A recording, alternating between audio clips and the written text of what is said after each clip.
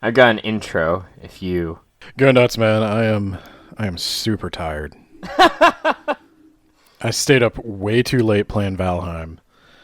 And then I had to get to my friend's house, who lives, I guess, 20 minutes away. Was half an hour. Apparently, I was taken the wrong way. Mhm. But Nice. I had to DM. I just DM'd for 5 hours. Jesus Christ. You sure you're good to go today?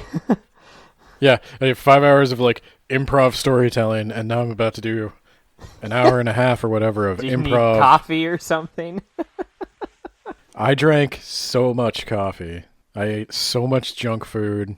I regret many of my life choices. Regret everything.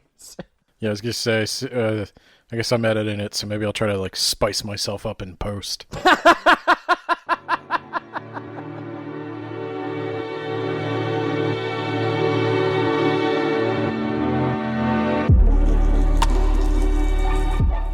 Words About Books is a poorly spoken podcast.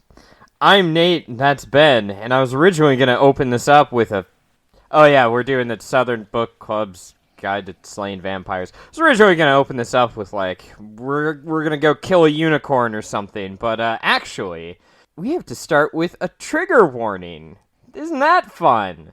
I believe they're called content warnings now. Oh yeah, because someone has Because appropriated... trigger warning was mocked mercilessly. Yes, exactly. It's been appropriated and then mocked relentlessly. So, content warning. We're going to be keeping our podcast as person-friendly. I hesitate to say family-friendly because, it's us, but... We're not going to retell any of the like gory details. Yes. I plan on just giving a one or two sentence, here's what happened in these chapters, and we're moving on. Because it almost comes like out of nowhere. It's towards the end of the book. It's really uncomfortable for me to read, and it's probably worse for people who've suffered trauma. So there you go. Maybe Yeah. maybe don't read the book along with us if you've had a traumatic experience in the past and that kind of thing bothers you. So I would say, in all honesty, content warnings: sexual violence, domestic violence, violence against children, suicide, gaslighting. These are things in the book that are in way too much detail. Or Yes. we'll talk about why it doesn't work, or why we feel it doesn't work in this book, but we're just going to mention that those things happen, and we're going to talk about why they happen, and if it added or took away anything from the book.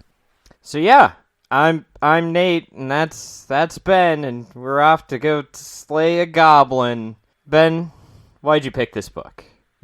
Explain yourself. I thought it would be fun. and then it wasn't fun. In fairness, it starts out like it's going to be fun. I think the beginning yeah. and the intro part of the book was a blast, and then it's just a depression fest. I think just my upfront, why did I pick it? I thought it would be fun. I thought it would be fun because that's the way it's marketed. It's marketed as this campy housewives using underappreciated skills to fight off a classic horror movie monster. And all the back of the book is real, like, sarcastic and funny, and then like all the marketing is sarcastic and funny, and all of Grady Hendrix's pages or make it sound like all of his stuff is supposed to be sort of light and funny. He posted a review of this book on Goodreads about how he wrote this book in a penguin suit. Yeah. That does not go along. Yeah, it's supposed to be kind of... I don't know if he's trying to do like a B-movie horror thing where, so many B-movies use rape, revenge as a motivating factor, and but in a book, it's dissonant to say the least. like the themes never quite meld together. And I'm honestly sorry I picked it, truth be told. This is the first book that I can say it wasn't partially coerced. I mean, I guess I technically picked You Duke LaGrange, Yeah. but this is the first one that I picked that I was not coerced into picking, that I regret picking. I would not have picked this book for this book club had I known where it was going to go. And I feel the marketing is purposely deceptive. Yeah, it comes off like it's going to be more of a fun, lighthearted, we're going to go slay, Nate and Ben are going to go slay a goblin. Why do you keep doing that? I don't know. I can't turn it off. Ben, do you have anything to say about the author before we just dive right in? Not much really.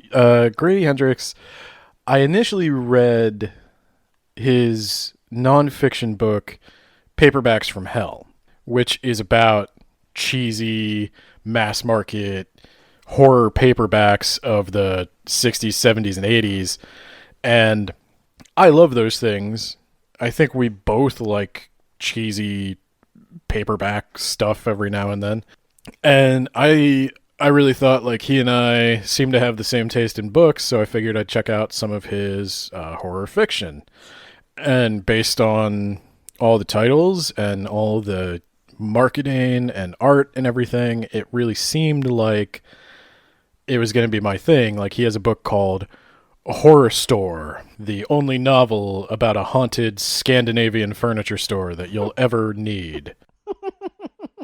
Is that more of what you were going for? Well, who knows what dark twists that might take. Oh, you haven't read it. Okay. No, I haven't read it. This is the first of his fiction I read. It came out last year. It was on a lot of best new horror lists and a lot of lists for like best new horror awards. And so I thought, yeah, why not check it out? This seems like a good place to start. And I don't know if this is par for the course for him or if he took some risks on this one. But yeah, I was just really surprised by how dark it got.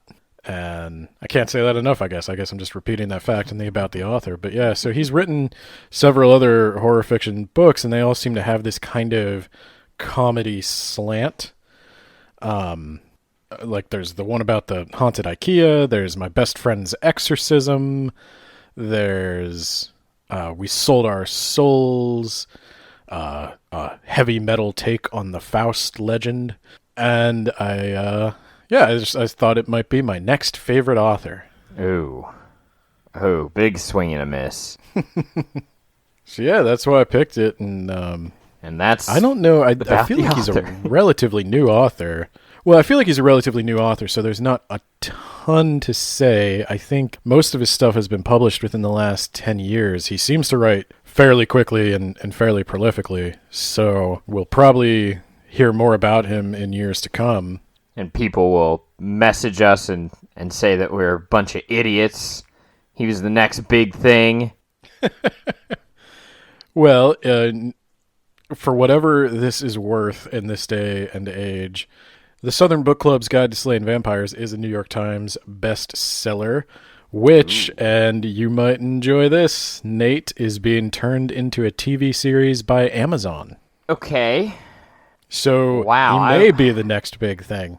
I just have to wonder what all they're going to be cutting out. I don't think they're going to cut anything. I think it's going to be done in the style of like The Boys, I was about to say, they're just going to go for it. I think you're right. I was thinking of The Boys as I was saying that. So, who? Yeah. So I don't think this is the last you'll hear about this book, and we'll see. We'll see how it's received. I'm kind of interested in true book club spirit. I'm actually interested to know what other people think about this.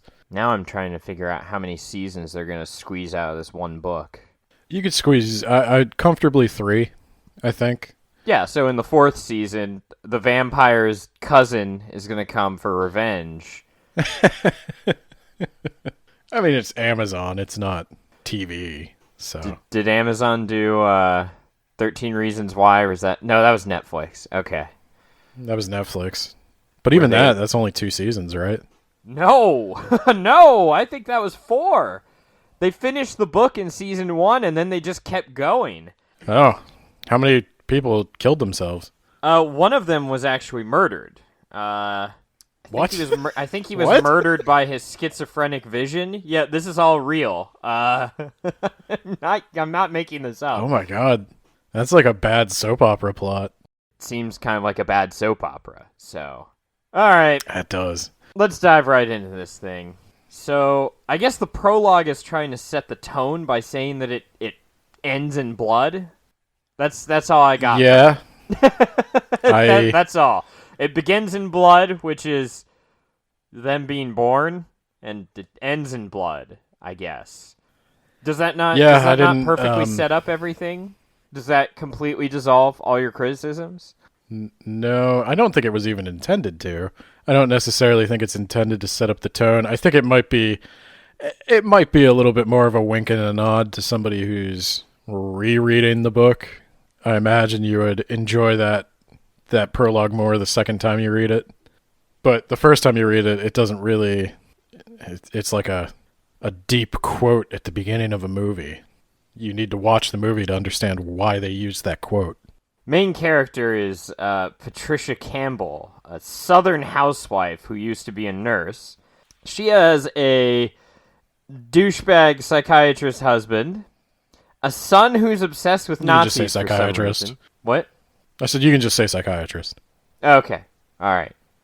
A psychiatrist. I think that's gonna get me in trouble, me personally. So I'm gonna add on. I'm gonna keep the specifier. All right. Her son is obsessed with Nazis for some reason. She's got a teenage daughter who is very teenage. She's got a dog who eventually, spoiler alert, gets like a brain tumor and dies at the end. And her aging mother-in-law, who is losing her mind to Alzheimer's. And they're in the deep south, which is South Carolina, Mount Pleasant. Yeah, it's really southern. Yeah, it's painfully southern. As in it's set in the 90s and it's about 20 years behind the rest of the world. I've never lived in North Carolina, or I've never lived in South Carolina, so I don't know if it's... I went to South Carolina once. I've never been. I was at a beach house in South Carolina, and the only memory I have of South Carolina is there are wild horses, and they eat out of the garbage like raccoons, like giant raccoons. Great. Yeah, I've never been further south than North Carolina. So, yeah, it starts in the late 80s and goes to the mid 90s. And it does not feel like the 80s and the 90s. But again, neither of us have lived in South Carolina, so Yeah, I guess I'll have to defer to our southern listeners, but time period seemed way off. So it opens up, and Patricia's part of a book club, and they're reading a really boring, crappy book, and I can relate to that. I felt that. Oh god, can I just say, like, I love that beginning part where they picked like some pretentious novel. I forget what it was, but it was like a token book club novel where it's like, I don't know, like on the, like, it's got the Oprah stamp, and it's not interesting to anyone, but it's just one of those novels that, like, as soon as it was picked up, the publisher decided it would be an American classic, and they just told you it was an American classic. And yeah, and like American classics, nobody at this book club read it. I knew from the moment they mentioned the name of the book and that she was having a really busy week, I knew no one in this book club read the book. And that's exactly what happened. Nobody read it.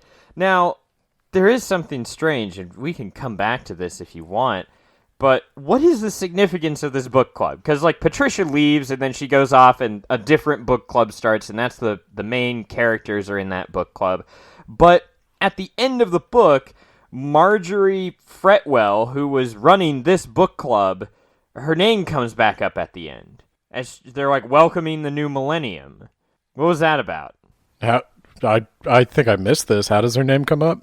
It's like this book club is welcoming in the new millennium, and it's like signed by Marjorie Fretwell. Like the point of view is from that her library at the very thing. end. Yeah, I didn't get that at all. I didn't get it. Okay, so it wasn't just me. No, I first off, I forgot who the hell Marjorie Fretwell was. I had no idea who that was. I highlighted it in my Kindle, and it told me who the character was, and I was like, that was her. Oh, yeah, I that went felt totally smart over my for head. remembering who she was, and stupid for not getting the significance. I still, even knowing that's her, I still don't understand the significance. I don't understand it either. Okay, so it wasn't just me, which is perfect. Okay. All right. Yeah, so that book club collapses, and she gets into another book club with, and I'm just going to mention their names briefly, and we'll probably forget them, because I had trouble for a while until, like, towards the end of the book. No, hang on. Let me see how many I can name from memory. There's 5 of them. Okay. Yep. Kitty, Slick, Yep. Grace. Yeah. Yep. Who's the one that works at the funeral home? Was that not Grace? Was that great? No. Oh, no, it's not Grace. You're right. Yeah, I wrote for her description, quote, who is also there. I couldn't think of anything about her other than she pees herself at the end. I think that's the one who works at the funeral home, right? It must be. Mary Ellen? So it's what? Patricia, Kitty, Slick, Grace, Mary Ellen. Yeah. Got it. See, I'm there. I know them. You've undersold the book club scene, because I feel like as a book club podcast, this is a metaphor for what we do, Nate. Yeah, they were forced to read a horrible book, and they had better things to do with their lives. Unlike me, however, they decided to just not read the book. Oprah's book club is like this first book club, right? They're just reading the American classics. They're reading these coffee table books. But we're the rednecks standing out in the parking lot being like, "Hey Patricia, you want to read some of that good shit?" And then we slide I got Helter Skelter in my trunk. I've read it. Do you know how many of those books that they read that I own? I'm going to guess pretty much all of them, because they're all true crime novels, and some of them are about... One was about Bundy, and one was about Manson, so I knew you probably read those. Everybody reads Helter Skelter. That's Bush League stuff. But, yeah, the Stranger Beside Me, about Ted Bundy, Raven, about... why am I blanking on his name? The Kool-Aid guy. Killed himself and a bunch of other people in South America. Jim Jones. Like Jim Jones. You're welcome. All right. You want me to introduce these characters based on their quirks? Yes, go ahead. They don't have personalities. They have quirks. Well, Kitty, she and her family are almost all exclusively named after, like, animals. Like, her husband's name is Horse. And they live on a big estate that he's slowly pissing away all their money. I didn't put together that she was named after an animal. Yes, Kitty married and Horse. Their son is Pony. They've got Pony. I think they have a few non-animal names, but they're not mentioned as much. And then you've got Grace, who's really formal, and whose husband, we later learn, has a drinking problem. Among other things. Yeah. And we've got Slick, who's super religious. And then there's Mary Ellen, who I guess we just established works at a funeral home, and that's all I've got on her personality. She's the most well-adjusted. She has a job. She's the only one with a job. Oh my god, you're right. Yeah. Yeah, she's the only one with a... I guess this is the point of the book, is that, homemakers are of value. It's not like they don't do anything. They're people, too. But they... it's about women who feel like they've given up a large portion of their life for their families, and they don't appreciate it. And so Mary Ellen's the only one that doesn't fit that. Yeah, that's kind of the theme of Patricia's life for sure. Yeah, the book club's almost like a support group, because they get to talk without their husbands hovering over them and without their children. What I was gonna say is it's so like the book club is so wholesome. You just know something's gonna happen to it. You were saying it was like a support group, and I was just thinking like it's so much more than that. Even like they solve each other's problems. They have like it is just like Yes. it is the most tangible good thing in their lives, and so you know Yes, somebody's gonna come and- take it away.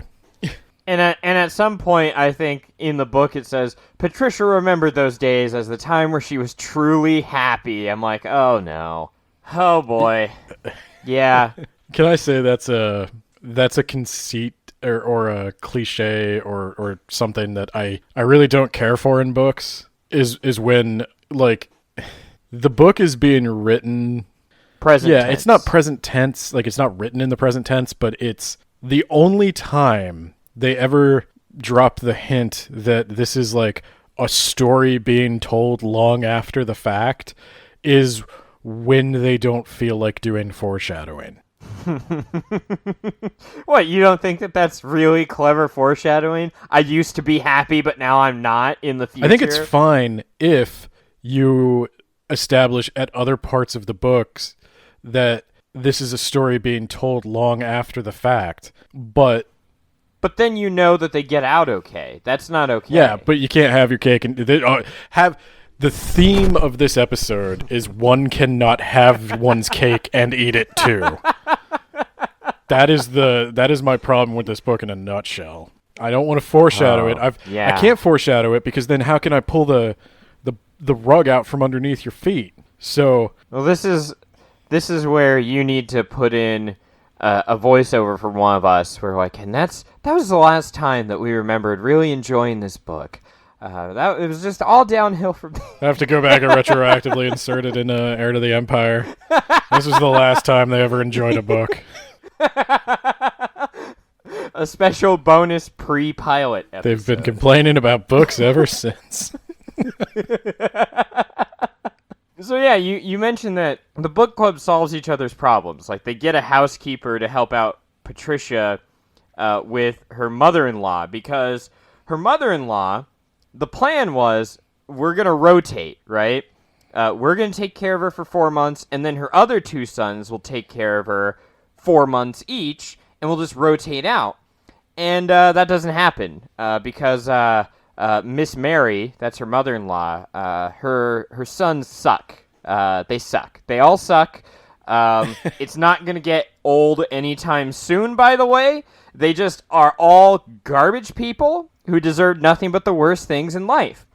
And so Miss Mary ends up staying with them permanently, and they get a housekeeper named Mrs. Green, who will eventually be important, but not right now. Well, Mrs. Green is more than a housekeeper. She's almost like a home health aide of some kind. Yeah, I think she was practicing without a certification, but, I'm not going to tell if you don't tell. Okay. Well, speaking of that, too, like, I did kind of laugh at the plan of what to do with Miss Mary, where they were like... So first off, I already knew this was going to be a cliche. As soon as they introduced an older person who was struggling with Alzheimer's, I knew that older person was going to have some special knowledge of the situation that they couldn't communicate.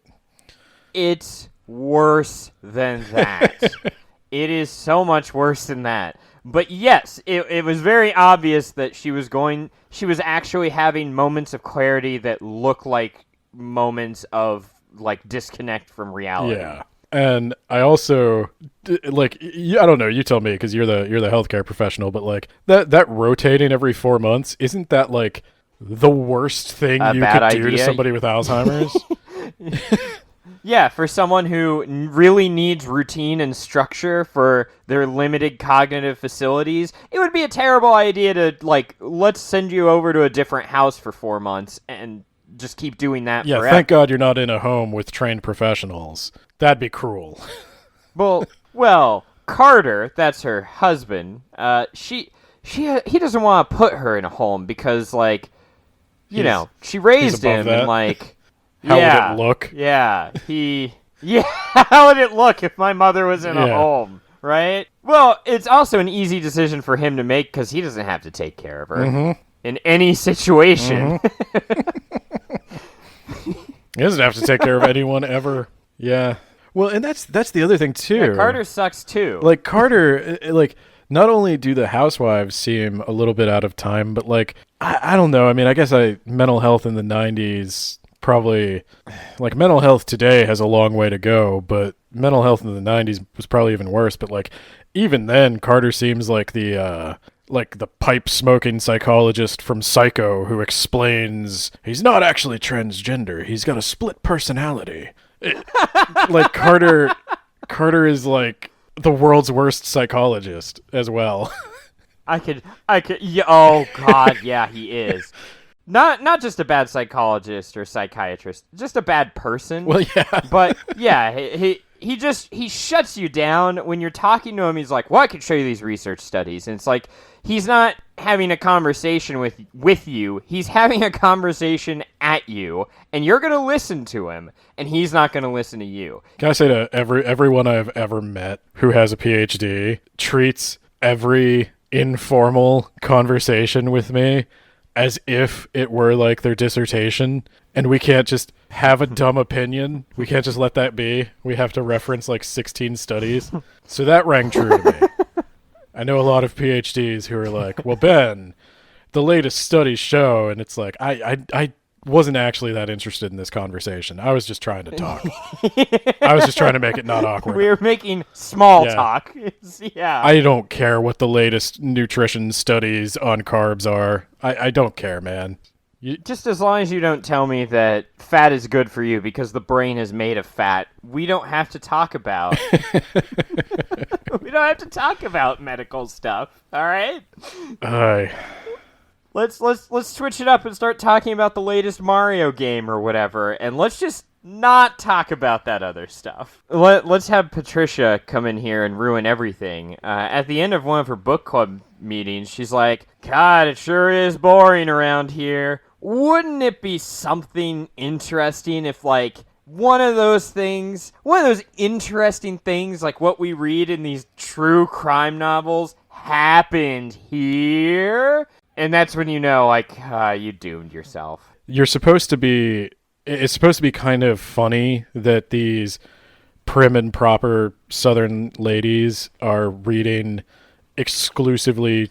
Oh, was that supposed to be funny for real? I think it was supposed to be like a clash of like these Southern ladies who are supposed to be prim and proper and very feminine are reading grisly true crime stuff and trashy slasher fiction. So that's like, you gotta...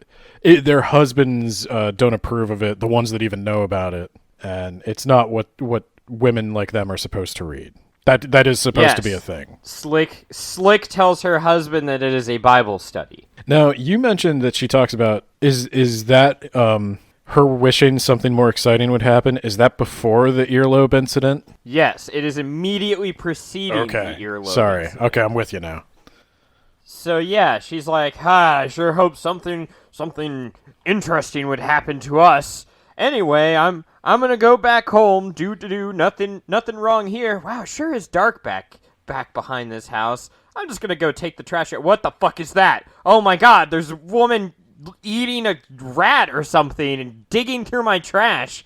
And yeah, then she goes after her, bites off her earlobe, and eventually she dies in a hospital. But Patricia, she loses her earlobe and a fancy earring that she thought her husband had lovingly selected for her, only to find out it was like a gift from a patient. God. She's so proud of these earrings she got for her birthday, and she talks about them at the book club, and she thinks they're expensive pearls. And she doesn't really care about the price. She just cares about the fact that he actually got her a real present as opposed to something from the drugstore, which is what he gets her every other year. Yeah. And she gets it bitten off, and she mentions that to him, like she lost it, and he's like, "Oh, don't worry about it. It was just costume jewelry." And yeah, I think my wife would beat me. I'm just trying to think of, if you were trained in the art of human behavior, would you maybe know to like... You would not mention that. Yeah. I'm just a humble book podcaster, and I can tell you, if that is Yeah, he costume really should jewelry, have been like a heart or a brain surgeon. yeah, if that is costume jewelry, just roll with the lie. Yes. Now especially is not the time to bring that up. Yeah, you need to be like, yeah, price is no object. I'll replace it, and then You replace it with real ones. Because you're like, whoops. Yeah. Because you're like, whoops. Yeah, I fucked up. Yeah. And yeah, so there's this lady. She walks out to the garbage cans. There's this lady like eating a mutilated raccoon, and That's yeah, right. she realizes it's one of her neighbors, and she tries to like say something, and the lady attacks her and lunges at her and bites her earlobe off, and that lady has a nephew or something. I think it's her nephew. Yes, a nephew from up north. Yes, where those savages live. Yeah. They're like, I know Mary Ellen's a Yankee. Oh, she was the one with the police officer husband. Yeah, so, dear listener, we want you to remember this part where a woman loses her mind and attacks our main character. We want you to remember this because we will bring this up later. Oh, wait, hold on. Let me look through the script real fast. Actually, no, we never bring this up again. This doesn't happen in the future. Well, yeah, so obviously, at this point in the book, we know the book is called Southern Book Club's Guide to Slaying Vampires. We're looking for the vampire. Right? Yes. And right. there's this older lady who now has gone insane and attacked somebody, who, when she dies, she has what looks like track marks on her leg. Interesting. She has a suspicious nephew who has a white van with tinted windows. Interesting. Oh, were they tinted? I thought that they were just removed and it was a solid white van. No, well, it's a serial killer killer van. It's what you joke about when you pass it on like the street or something. You're like, oh, there's a serial killer van. It's that. It's that. Unmarked work van, but it also has tinted windows, like the windshield and the side door. And he like never comes out, and he's super weird. He has a condition, Ben. He has a condition. He can't be out in the sun too long because it hurts his eyes and it hurts his skin. We all know the Renfield story, right? You know that, right, Nate? I'm going to say yes. So in Bram Stoker's Dracula, which I'm sure you've read because it's part of the classic canon. Renfield is the origin, I guess, of the stereotypical vampire like ghoul creature. Renfield was a crazy person who was just blindly devoted to Dracula, and so we kind of get the vibe that this old woman has become some kind of vampire drone. Or a ghoul, or whatever you want to call it. Yeah. A concept that the book does not explain and will indeed never mention again. It's just there to signal to you, the reader, yes, vampire shit started happening. Yeah, shit got real after she was like, oh, I sure hope something interesting happens to me. Yep. You never want to say that. Don't even say it and then afterwards say, like, I said it ironically, so I'm probably safe. Ha ha ha. Never say anything ironically, because you will always wind up saying it unironically. I always said bro ironically, and then now I say it genuinely. I genuinely call people bro. Oh, man. Oh, my God. See, I thought you meant to say, I always called people bro, and now I say it genuinely because then I had a brother. No. I've called you bro. I don't even know if you know it. You know what? It's just part of everyday life now. I think it's become part of American culture.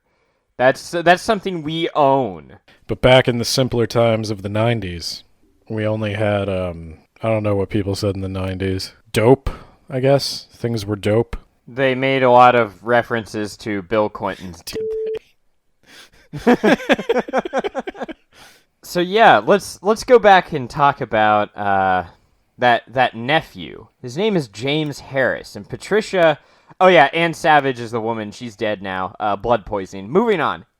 So Patricia goes over and like she gives him like a casserole or a fruit cake or something. Like a I'm sorry your aunt died in the She hospital. re-gifted gift. him a casserole. Oh, that's right. And yes. I have to mention real quick, I loved that the woman who bit her earlobe off was named Savage. I see. Anne Savage. Ha ha ha ha. But yeah, so she's like, she comes into the house. She just lets herself in because no one's coming to the door. I wouldn't do this ever, but she does, and she finds him on the bed, and he looks like he's dead, so she gives him CPR to try and revive him, and then she flees in embarrassment, and on her way of fleeing, she runs into a housekeeper, Francine, who will never be seen again until towards the end of the book. But let's talk about where's this vampire, Ben? So James Harris comes over later that evening, and he won't come into the house unless he's formally invited. And also, he says he's an Ayn Rand fan, so I think we found him. Well, you didn't say that she initially runs from the house because when she gives him CPR, he just immediately shoots up and is like, "What the hell is wrong with you?" Yes. He's like, what is going on? Why are you breaking into my house and giving me lip service?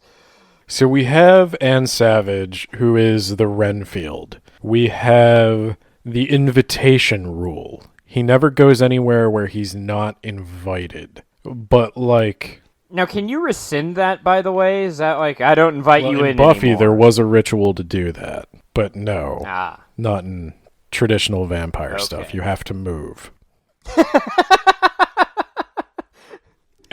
I don't make the rules. You're just like, well, shit, we invited a vampire in. It's time to go, kids. I don't know how it works with hotel rooms. But I guess this is getting ahead of ourselves a little bit, but I'm unclear as to why he needs an invitation. Because he's a vampire. Oh, shit. Oh, God, I spoiled it. Ah, damn it. Oh, wait, no, the Ayn Rand, that's what gave him away, so never mind. Let's move on. But, like... Well, why does he need an invitation? Because right, that's what the rules are. He's not... This is where we have our cake and eat it, too. He's not really a vampire, though, is he? Yeah, he is. Is he? Yeah. It's the Southern Book Club's Guide to Slaying Vampires, Ben. Then why is he this weird alien thing? I don't know what the weird alien appendage is about. I don't know. I think it's to look weird and creepy. But he also doesn't... And make him more monstrous. He tries to have a pseudo-y, scientific-y explanation for the vampire. Like he... Oh, I thought he was just a lying douche. I thought he just couldn't turn it off. I even wrote that in my script. He's like, it's a form of dialysis. My blood flows through her. And I'm not a vampire. And it's just like, this guy just can't not lie. I figured that was just his thing. But even if he's drinking blood, like the people he drinks blood from, again, we're getting ahead of ourselves a little bit in the summary, but obviously James is the vampire. But the people whose blood he drinks, he uses, he doesn't kill them. They all... I mean, he does eventually. Well, no, they all kill themselves. Well, okay, hold on. He kills one of them. Francine, like I said, she disappears, and for some reason he kills her. And the children kill themselves, except for Anne Savage, who goes insane and then dies of blood poisoning. Right. So my thing is, he's not, like, when he bites people, first off, he doesn't bite people. He has some weird alien appendage come out of his throat. Some sort of insect-like appendage that comes out of his throat. He's not like... I got the vibe that he was an alien or something, because he doesn't... The light makes him weak, it doesn't kill him. He has to be invited... Well, we don't know that. We've never put him outside for... Not for an extended... But he can be outside for short periods of time. But, like... He doesn't. He has to be invited inside, but he doesn't have any problem with crosses or holy water or anything like that. He he mentions going to church. He goes to church with Slick. Huh. Did he? I mean, we don't know if he could have avoided those crosses. You know what I think, though, Ben? I think that maybe that wasn't thought of. I think that this is where it's trying to have your cake and eat it too. Why? Well, he is the origin of vampires. He doesn't in this story. The stories are about him and his type. I guess. I don't know why he needs to be invited in. I don't know why Anne Savage became a Renfield type monster drone when all the others just become like vegetables. And the answer is we've moved past the Anne Savage part, and you should stop thinking about it. Well, it's sort of like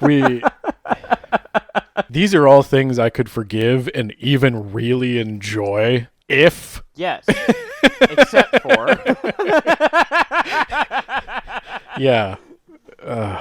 Okay, I'm sorry. So let's get into the first meeting with the family, I guess.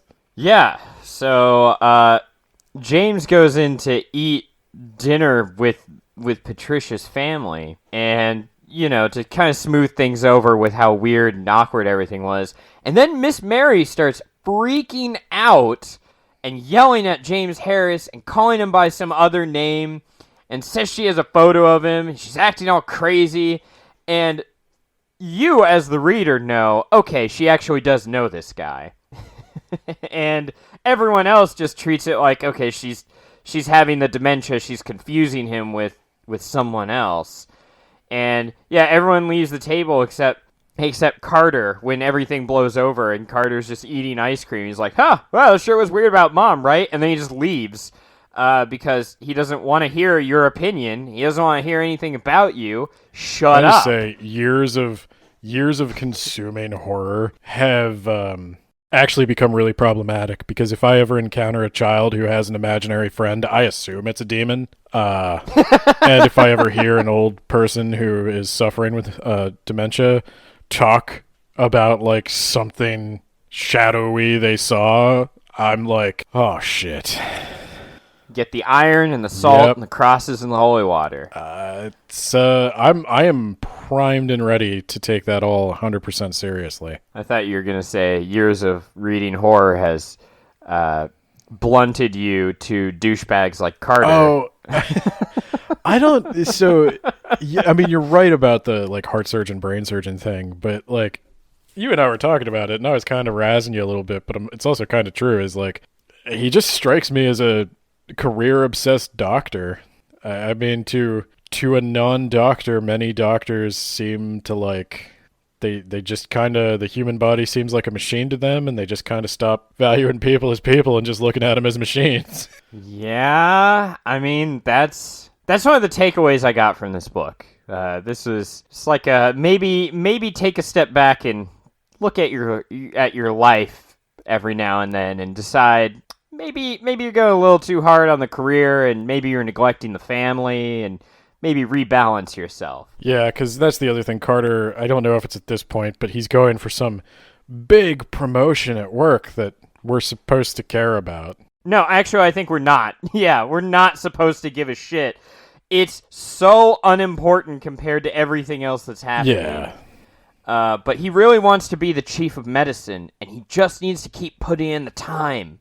Ben. I can, yeah, and then once I'm the chief of psychiatry, which again, I told you, I'm not exactly a blue collar man myself, but I'm too blue collar for that sort of thing. The average psychiatrist makes 4 times my yearly salary, so I could not care less if Carter becomes the chief. He's gotta be the chief, though, yeah. Ben. For some reason. Then he'll be able to buy another house. Yeah, I'm like, what? You've already got more than enough money. You have enough money to be able to afford a housekeeper and for your wife to just not work and to sustain He's got a stay-at-home wife, like, a giant house, 2 cars, a beach house, and they're going to send their daughter to fancy college. But he doesn't have the title of chief of medicine or psychiatry or whatever. And that's what it's all about, I guess. It's not the money, it's the title. He's going to be so much more respected by people he couldn't care less about. Yeah. Well, you do you, man, I guess.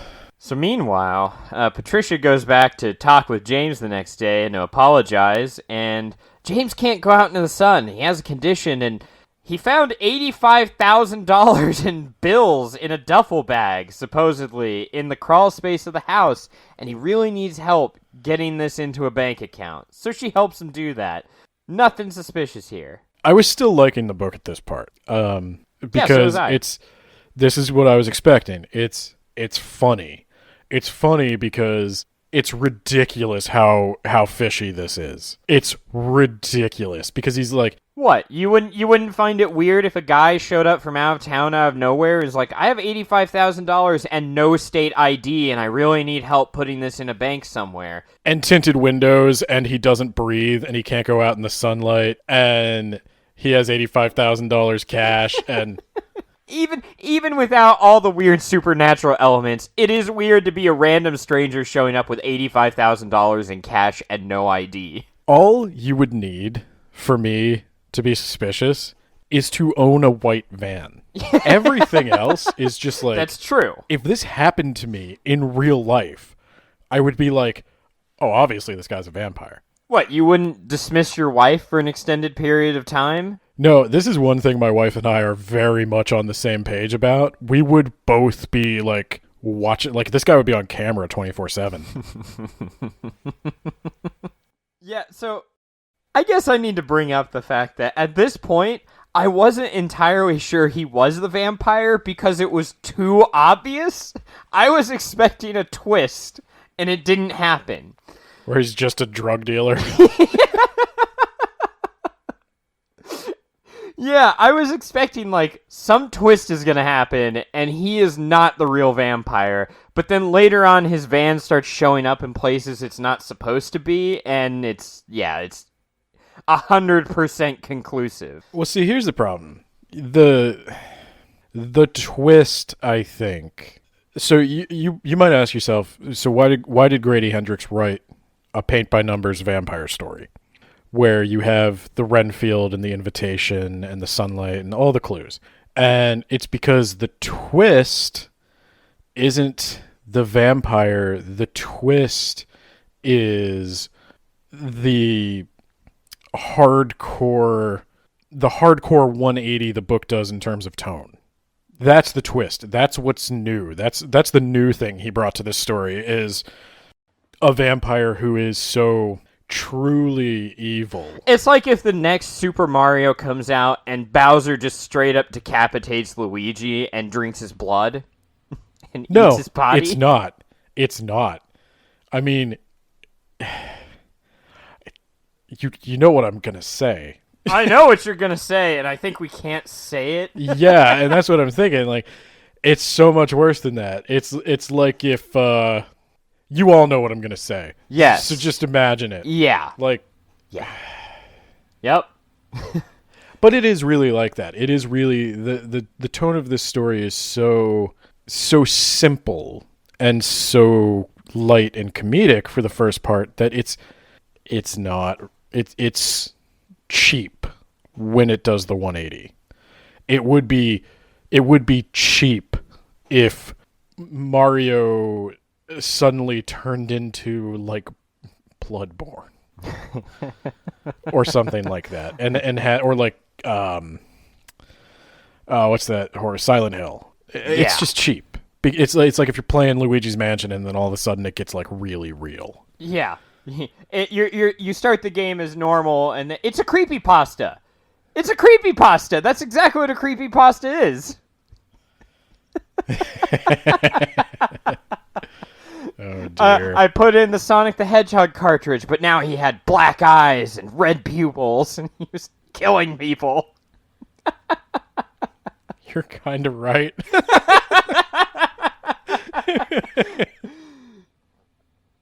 Oh my god. Wow. Kind of right. Well, real quick, let's just reiterate that once again, Miss Mary yells at James Harris and calls him Hoyt Pickens. That's the entire scene of him going to their book club meeting. Yeah, Patricia invites him to the book club. Patricia invites him to the book club because like sexual tension thrums between them for some reason. For some reason. It kind of goes away and then never comes back, which is probably a good thing. And then that same night, she's going... I like this scene. She goes to her daughter, kisses her goodnight, and her daughter's like, there's someone on the roof. And Patricia is like, yeah, doesn't believe her. Yeah, you're imagining things. You're reading some weird books, unlike me, who's reading really well-adjusted books. Yeah, you're just got an overactive imagination. Then she goes to her son, and he's like, there's a man in the backyard. And then they start hearing soft footsteps on the roof. And it's the best part of H.P. Lovecraft. Like in that hotel where they're jiggling the lock to try and get in. It's the best part. There's some clear tension. She can't get a hold of the police. She's going to try and make a run for it out the back. And James Harris just happens to be there to save the day. And then the cherry on this Sunday is they do get a hold of the police. And Carter gets home and he's like, I'll start staying home. Or I'll start coming home before dark. And he does that for like a week. And then he just starts staying late at work again. What a douche. What a piece of shit. Well, Carter doesn't believe that anything happened. Yeah, because his wife is just making up stories, and also his daughter, and also his son. Well, okay. So Carter thinks... Let's examine Carter's family. You have Blue, the son, who is... a Nazi lover for some reason. Obsessed with Adolf Hitler. Like, not even a Nazi lover. He doesn't seem to necessarily approve of the Nazis. He is fascinated with Adolf Hitler and is like a Hitler apologist. He does say something like, well, you know, like Goering, he was just as bad, if not worse. It's like, okay. Yeah. I don't know how that makes Hitler better. That just means Hitler had terrible people around him. Yeah, so... I don't know what that's about, but the story... There's no resolution to that. The story follows this family for like 15 years. And Blue starts as a 10-year-old or whatever, interested in Hitler. And his parents both think it's weird, but it's like, you're the one who keeps buying him Hitler books. Well, they also think it's a phase, and then I think the book is only like 5 or 6 years, but at the end, he is still obsessed with Hitler. I don't think it is 5 or 6 years, because there's a 3-year time skip. Yeah, I think there's a 2-year skip at the beginning, and then a 3-year skip in the middle. Well, you're the one who said it starts in the late 80s and goes to 1999. Well, that's the epilogue that goes to 99. I think that it goes to like 94 for the main story. But yeah, so my point is his son's an idiot. His teenage... Okay, some of it is definitely the son, but you're right. The parents should probably stop buying him Hitler stuff. Yeah, at a certain point, I'd just be like, shut up about the Nazis. We're not talking about it anymore. Yeah. I'm not buying you another book. We're done. Yeah. And if he whines, he whines. I don't care. He's a child. So, from Carter's perspective, the main point is that Carter thinks his wife is an idiot. That's what it all amounts to. He talks to her as if she's a child or a patient. But, again, I've read criticisms of this book that it's very obviously written by a man because it's so stereotypical. Obviously, the misogyny is based on actual events, but there's just no nuance to it. It's like every husband thinks their wife is an idiot. There isn't, like, maybe Kitty is the exception. Yeah, and Kitty and Horace. The whole thing in the 90s was the trope of the dumb fat husband who's propped up by their wife. Come on, get with the times, Grady. Well, I was like, there's not one husband who, like, the wife manages the money and does the checkbook and stuff. Even though Kitty definitely should, because Horace blows it all. Horace is, like, the only one that's portrayed as, like, supporting and caring. Well, Horace is the only one that seems to actually, like his wife. Yes. The Yes. other ones are very adversarial. Some of them are overly aggressive and straight up abusive. Yeah, well, and now we're getting towards the turn. Yes. So let's plug forward a little more in this fantasy land where the book was a fun little romp. well, let me talk real quick about. So there's a guy on the roof, right? So she calls the cops, and before the cops get there, who knocks at the door but James Harris? There's nothing And suspicious about that. He's just a guy without a government ID and $85,000 in cash that showed up out of nowhere, Ben. Yeah, because there was a guy on the roof, and now James Harris is at the door, and there's no guy on the roof anymore. And Because thank James God he Harris was there. scared him off. Yeah, thank God he was there. And he really wants to check on Miss Mary. Yeah, what was his plan? He was probably just going to go in and, I don't know, mimic some kind of natural cause or something. Oh, wow. It's weird. I came in here and Miss Mary was just dead. They've bought everything else up to this point. That's true. It's weird that my great aunt bit your earlobe off, and now I have $85,000 cash and no ID, and my story keeps changing. Yeah, his story does change frequently. But, you know. His plan was I think his initial plan was to break in to Miss Mary's room. Yes. And so it was an accident that he got seen. And then his plan was to just get access to her somehow and kill her. And I don't even really think he cared how. He'd probably get away with it because everybody is stupid. And that is when Patricia starts to suspect something, finally. She does not give him access to Miss Mary. Yeah, she gets a weird premonition, like, oh, God, I can't let this guy go in there. She's just like, don't go in there. Yeah, she thinks there's no reason for him to go in there. She doesn't need him to go in there, so she doesn't give him access, and that frustrates him. And so we know that is the confirmation that he is indeed Hoyt Pickens. Miss Mary does indeed recognize him, and this is potentially a reveal. James Harris doesn't give up, though. The family goes out to... Well, the kids go to stay at their friends' houses, and I think they all go to, like, Horse and Kitty's house. Yeah, they go do some social event. Yeah, and while they're gone, it's just Mrs. Green and Miss Mary in the house. And the house is suddenly Flooded. attacked by a swarm of rats. Flooded with rats to the point you can't see the floor. I liked this.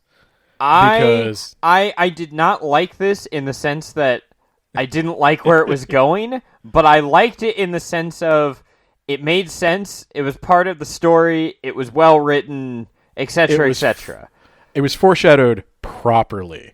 Yes. Many people in the town up until this point had casually mentioned there were way more swamp rats this year. Yes.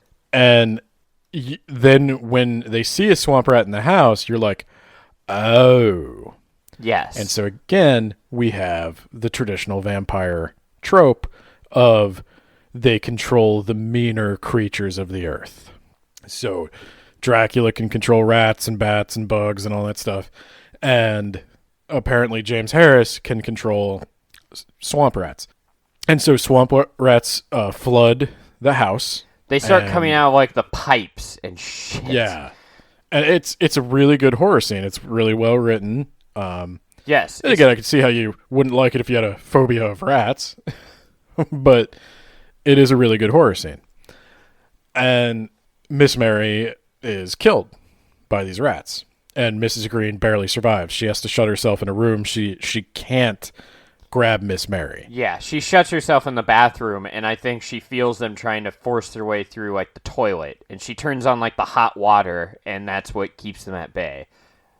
So she barely survives herself. As soon as she's able to get out, she starts performing CPR on Miss Mary. Miss Mary does survive to the hospital, but it's kind of insinuated that the doctors are suggesting not doing certain surgeries to repair Miss Mary's body.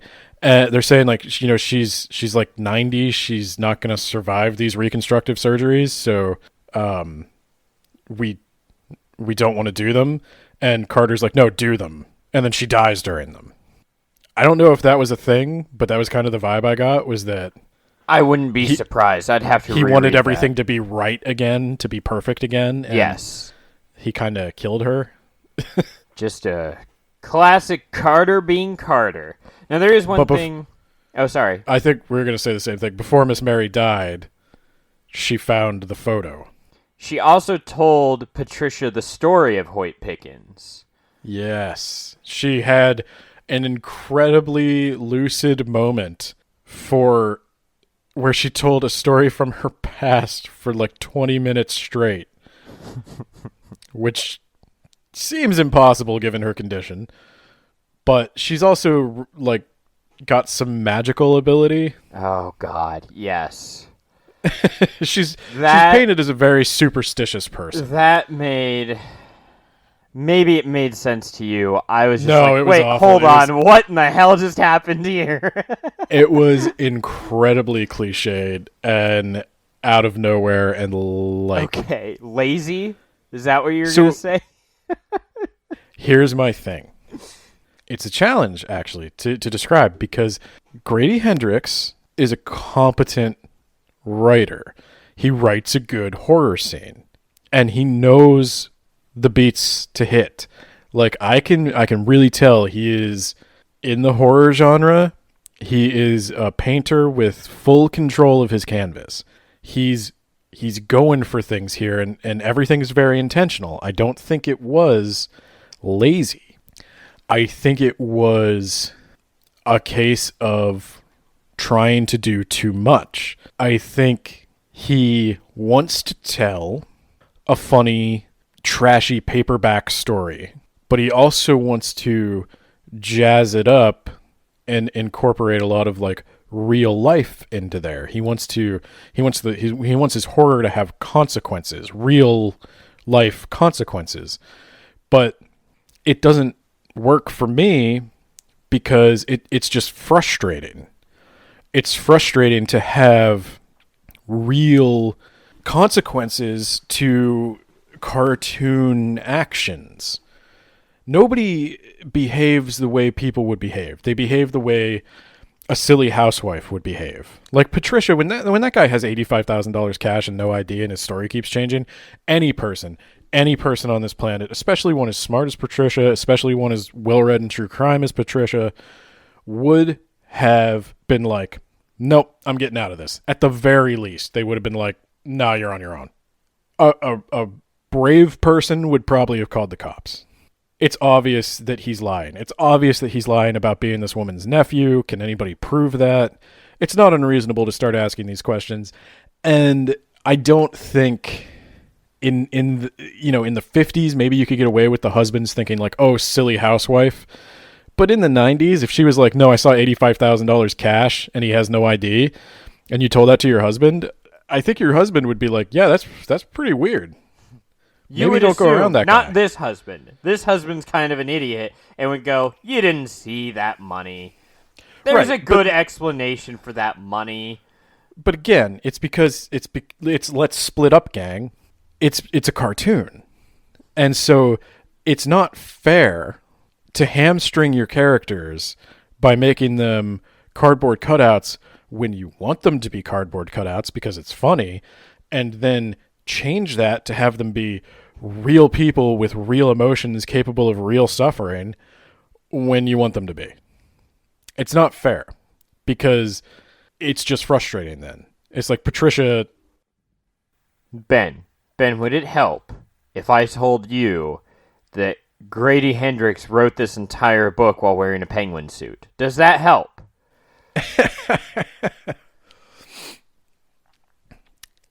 It's... What I'm saying is, I think he knows it's cheesy for Miss Mary to have magic powers, but he wants to have cheese and he wants to have a real book, and you can't do both. It's too much to ask of this material. Yes, and we're getting ahead of ourselves. That's going to come up later. And when we say what event brought about this discussion, you'll know.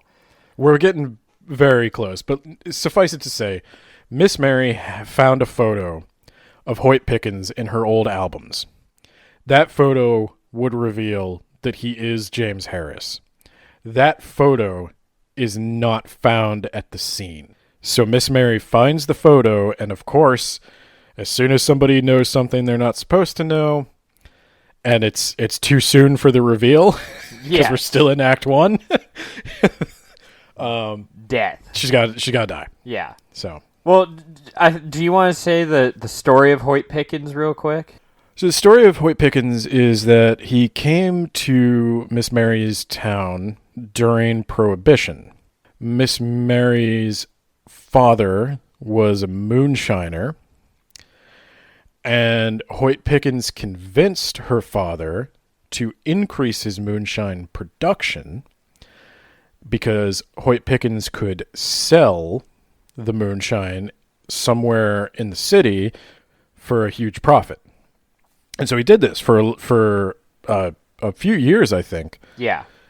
And eventually the whole town became obsessed with manufacturing moonshine. Yes, they all become very wealthy.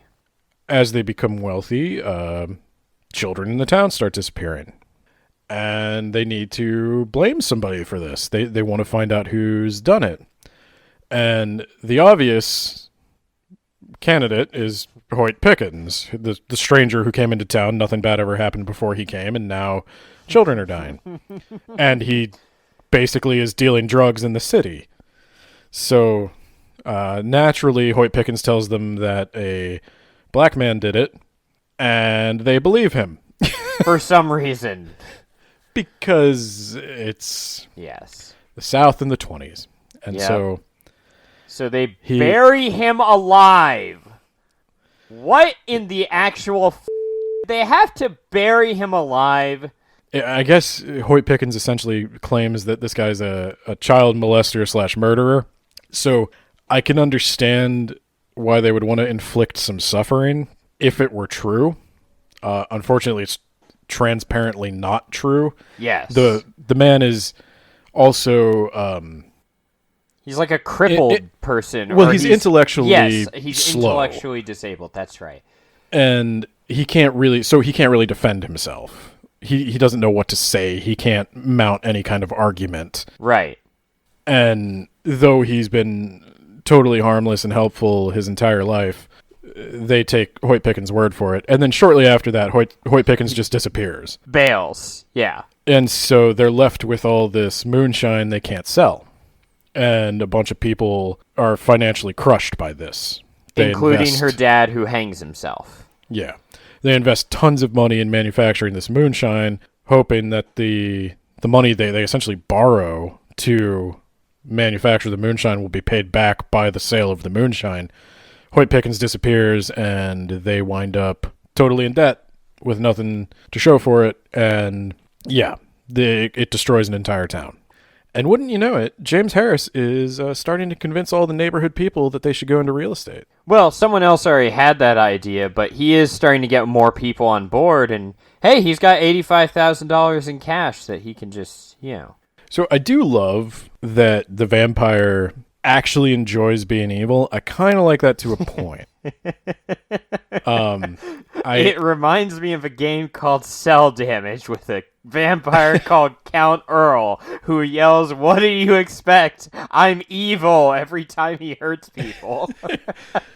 I like that he's not just like a blood-sucking vampire, but he also sucks the life out of the whole town. Yes. And he seems to do it for no other reason than he thinks it's funny. Yeah, he's a cancerous tumor. Yeah. And, of course, that is an analogy that was intentional, and the book points it out. Patricia has a moment where she's like, he's a vampire in every sense of the word. And it's like, okay, yeah, I got it, actually, on my own. But are you sure? Yeah. I saw what you were going for there. And it was good. I liked it. That was a good twist. So after Miss Mary dies, They go to write Miss Green a check, and then something happens that I thought made the book a completely different kind of horror book. They get out of their car to go in. Oh no! They go to go see. It's her and Kitty. Patricia and Kitty go to see Mrs. Green, and just out of nowhere, a bunch of fuck. How do I even say this? A bunch of guys. The town is highly segregated. Yes. And so there's a black community and a white community, and Mrs. Green, being black, lives in the black community. And all the white middle class women are afraid to go to this black community, and so Patricia has to guilt Kitty into going with her because they're both terrified to go alone. When they get out of their car, a bunch of the neighborhood kids are playing basketball nearby, and they see these strangers come into the neighborhood, and they harass them. Surround them. They surround them and harass them. Which at first seems, this is of course the stereotypical fear and prejudice that Kitty had, that this is what would happen. They'd be attacked by a gang. And of course we find out... Jesus Christ. Well, you find out as you would expect, because again, that's a trope of people are prejudiced, but then they find out that there's actually a deeper meaning to what's going on. Yeah, kids are going missing. Kids are going missing, so the neighborhood children are naturally suspicious of strangers. They're not actually... They don't want to steal from them. They don't want to, beat them up or mug them. They're actually trying to defend their neighborhood. And, of course, when Mrs. Green yells at them, they back away because they're being yelled at by an authority figure who they respect. Right. It was a little weird. But anyway... Yeah, Mrs. Green fills them in. Kids are going missing. She's going to be sending her own kids up north so they don't get got. And then she talks about this weird white van. And I copied down some of the license plate numbers, which is also something that Patricia's friend does, so she could confirm that with Grace. That this weird white van from James Harris is showing up down here, and kids are going missing down here, and someone in the woods, I guess he went into the woods with a knife to go find his cousin or his brother or something, and he's found the next day, his head smashed in. So, no one goes near the woods. There's a creepy man in the woods who's stealing children. And recently, a girl named Destiny, she's, ill. And Patricia goes back home and comes back on her own later that evening after confirming all this information. And they want to go to visit Destiny's mom. And wouldn't you know, when they visit Destiny's mom, Destiny's not home. And it looks like there's an easily accessible window for a man to just reach on in and grab your child. And unfortunately, we don't know of any men who might get up on top of a roof. But wait a minute. We do. And that guy James Harris saved us from. Yeah, that guy James Harris saved us from, who also must have stolen James Harris's van. Yeah. This is when I knew, okay, it is him. There is no twist. Because she, goes through the woods on her own, and she eventually comes across, in, a clearing, she comes across his van, and she's like, I can't see. There's no one in here. He must have grabbed her. He's somewhere nearby. I'm just going to open up the van and just see what happens. And then there he is with his weird insect tendril thing protruding out of his neck into her femoral artery. Yeah. Yeah, I started to have a problem with the book at that very second. What, you don't like how it's in the femoral artery close to the groin? And There's it's an underage girl? There's a thing writers do. Because I kind of didn't like it when there was a bunch of sexual tension between James Harris and Patricia. There's a thing writers do when they're trying to make their book edgy and deep, and that is make it unnecessarily sexualized. She's a middle-aged woman. You're not supposed to think of her as having sexy feelings, but she does. I mean, Patricia would do it for me. I mean, It's I get it. I mean, I'm not scandalized by it. And then this, like, oh, it's in the, yeah, you got to bite her on the inner thigh, so it's sexual. I got it. Yeah. Yeah. Yep. Yeah, I couldn't do it on the neck, even though that's, Or directly into the chest, Yeah, it's, There's you a lot gotta, of better access sites, but yeah, the vampire is pointlessly sexualized. And again, like, I know he did this on purpose because I know, like, from Paperbacks from Hell, that shock value is a big thing. And, like, he's trying to tell a B horror story. And a big part of B horror is shock value. And so it's shocking, but I guess it's just like, okay, well, there goes anyone I could ever recommend this book to. Right. Like, nah, okay. Yeah, no. You can't recommend this to other people unless they're into weird shit. Yeah. And then you don't want to know those people. So yeah, Patricia at this point, she saw James Harris in the van. She knows it's him. She knows he's a vampire. She's got to catch him. So well, first of all, Carter promises to put in a word that DCF won't take Destiny away, and he immediately reneges on that promise, and she gets taken away, and then she commits suicide. So, yeah, Patricia, she brings all this evidence forward to convince her book club that this guy's bad news. She doesn't call him a vampire because she thinks that they would not believe it, so she says he's a drug dealer. And he's been dealing drugs to Destiny and these other kids who have gone missing, and he's got all this money, and he showed up out of nowhere. He's just a weird dude. We need to get rid of him. Who is with me? And everyone's with her except for Grace at first, but then Grace is like, hey, you know what? We're friends. I need to give you the benefit of the doubt. Let's do this. First off, they're all, like, kind of not with her because, like, they think it's ridiculous, even though his license plate matches. Yes. Why do they write down the license plates if they're not going to use that information? Right. So his license plate matches. Now, she didn't have the full license plate number, so they're like, well, that could be anybody's unmarked white van with 3 of the same digits. It could be anybody. Just like how when James Harris showed up to scare away the rooftop burglar. Yeah. And James Harris's great aunt had the same track marks on her leg that all of these kids have. Yeah, but none of them turned into ghouls, so it's probably a different drug. No, but they did all, like, walk in front of buses and kill themselves in various horrific ways. Like, Destiny, hangs herself inside of a... No, but she hangs herself with dental floss or something? Yeah, floss. So, like, it obviously, like, bit into her neck. Like, one of them cuts their own throat. Like... Yeah, like, they're killing themselves, and these are, like, 9-year-old kids. Yikes, like, Zoink Scoob. This is some really f***ed up shit, man. Yikes. And so, yeah, and then Grace, she does some sort of check on her own, but I can't remember what she did. She finds the white van is in storage.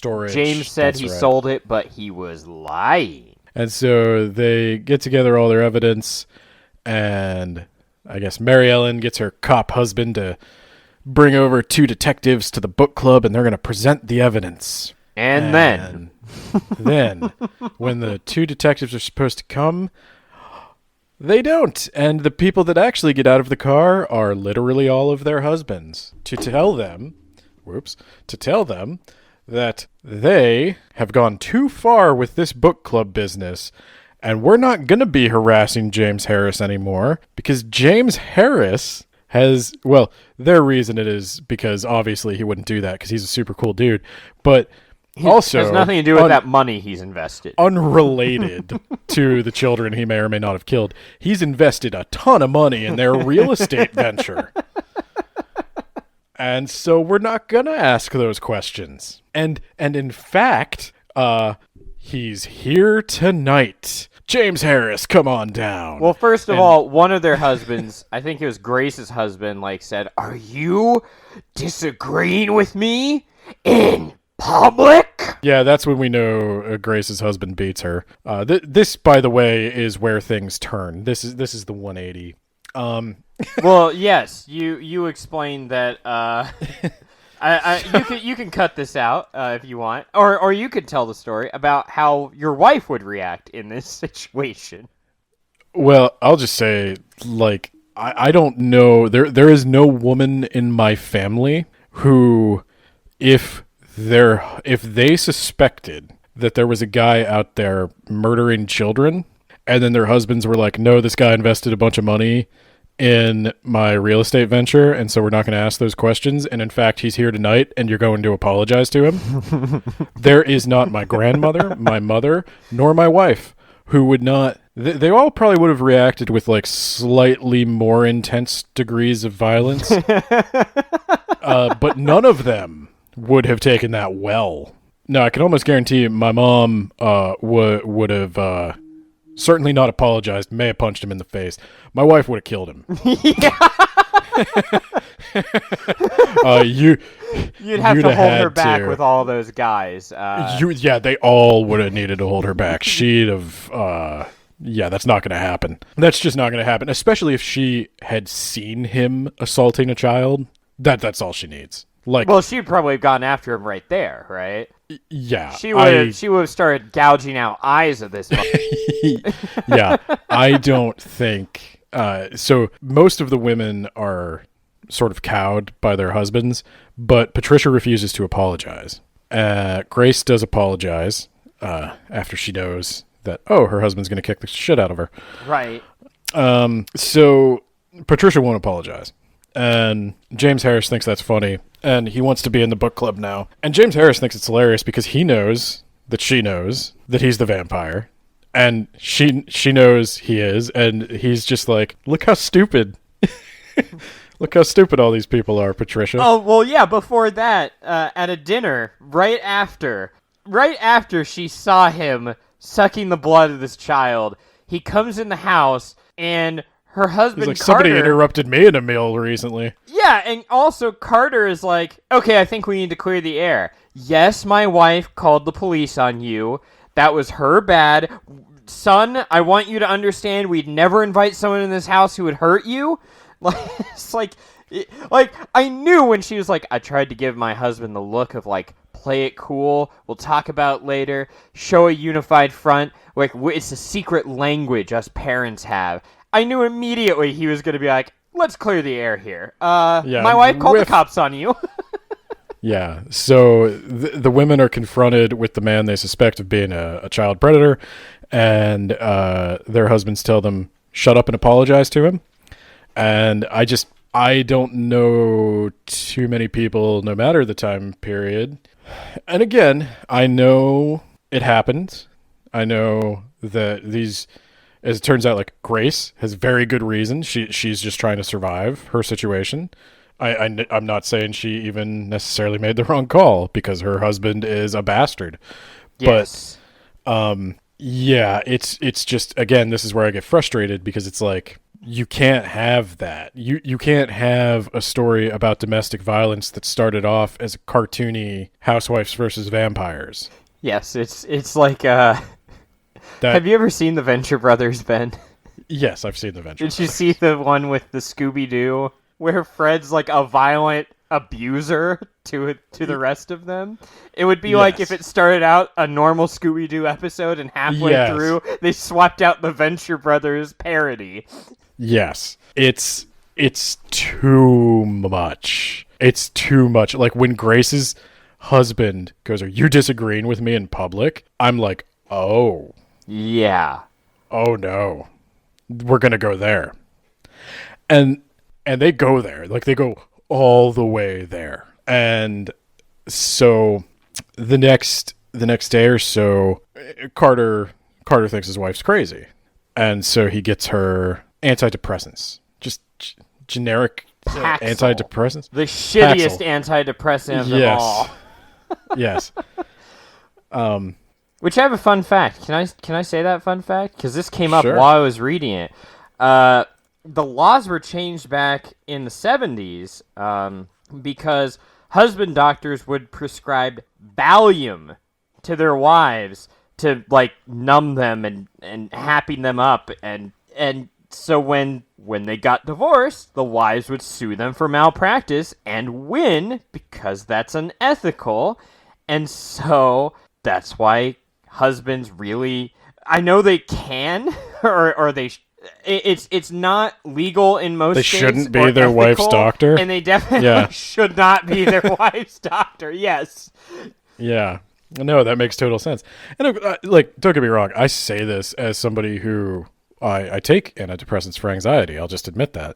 So I don't mean to imply that if you take antidepressants you're crazy, but the way it's written in this book is that Carter thinks Patricia's crazy. Yes. Because she's not exhibiting, to me, any depressed behaviors at this point. Well, I think his thing was like, well, you've been in this house too long. You're looking for excitement. So here's some Paxil, question mark? Yeah, He's a like shitty psychiatrist. Antidepressants are not even the recommended, like, she's not depressed, she's not anxious, she's not having that kind of disorder that they would even treat. So it's strange that they recommend that to her. He's a bad psychiatrist. Patricia suffers embarrassment after embarrassment when all she's trying to do is save some children's lives. And she is eventually confronted with the fact that Grace got beaten up after he that broke book club her meeting. wedding china and beat the shit out of her. And the other wives are like Kitty was like, well, I can't do that to my family. We're not making ends meet. This money is going to come in. It's going to save us.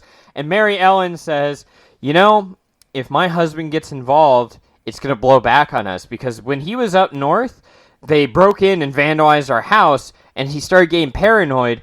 And one time he just, like, he hit a kid so hard for mouthing off to him. So hard in the head that he lost hearing in one of his ears. And he didn't mean anything by it, but, like, you know, that followed him. Yeah, so if he gets in trouble one more time, he's off the force. Not going to talk about the politics of that. I think if you knock a kid's hearing out one time, you should be off the force. Like if I give someone medicine and they end up like in a coma or dead, if I just say like I didn't mean anything by it, that just gets me off the hook. I definitely don't go to jail and get sued and lose my license. Yeah. Yeah. It's there is a crime called involuntary manslaughter. Just because you don't mean to hurt somebody doesn't mean you didn't hurt them. It doesn't make that kid hear again.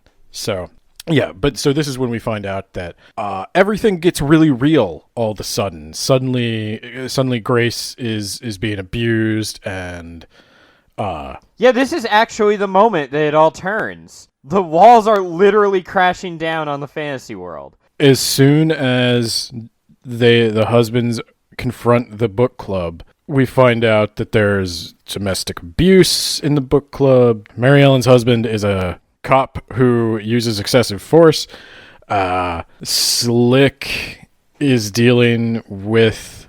Her husband's actually one of the more mild ones, even though he's a weird religious person. He's a super religious weirdo, yes. Yeah, and... You're right, bleep that out. He's a super religious friendly guy.